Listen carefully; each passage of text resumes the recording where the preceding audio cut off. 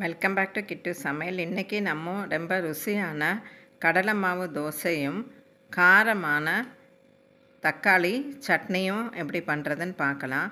இது தக்காளி சட்னிக்கு நிறையவே ரெசிபி போட்டிருக்கேன், அதனால் இதில் நான் ரொம்ப டீட்டெயிலாக சொல்லலை. இதுக்கு 4 தக்காளி, ஒரு வெங்காயம் நல்லா நறுக்கி வச்சுக்கணும், இஞ்சி பூண்டு எடுத்து வச்சிடணும், கடலைப்பருப்பு போட்டு தாளித்து இந்த தக்காளி வெங்காயம் பூண்டு இஞ்சி கொத்தமல்லி இது எல்லாமே நல்லா வதக்கி எடுக்கணும். தேவைக்கு உப்பு போட்டு நல்லா அரைச்செடுத்து கடாயில் கடுகு கறிவேப்பிலை தாளித்து இதை கொட்டிடணும். அதுக்கப்புறம் கொட்டி நல்லா திளைக்க வச்சிடணும். அது திளைச்சிட்டு இருக்கிற நேரத்தில் நம்ம கடலை மாவு ரெடி பண்ணிடலாம். இந்த கடலை மாவு தோசைக்கு நான் கடலை மாவு 2 கப் எடுத்துருக்கேன். 2 அப்பைக்கு இட்லி மாவு எடுத்துக்கணும்.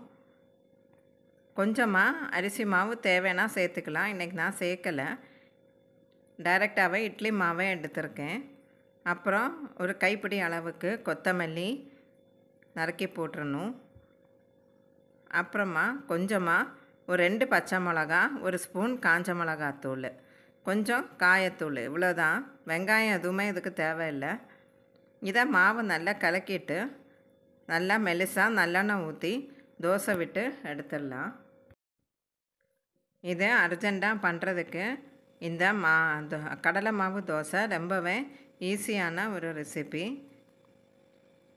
இந்த கடலை மாவு தோசையும் தக்காளி சட்னியும் பண்ணி சாப்பிட்டு பாருங்கள், ரொம்பவே ருசியாக இருக்கும். இந்த வீடியோ உங்களுக்கு பிடிச்சிருக்கும்னு நினைக்கிறேன். தேங்க்ஸ் ஃபார் வாட்சிங் திஸ் வீடியோ.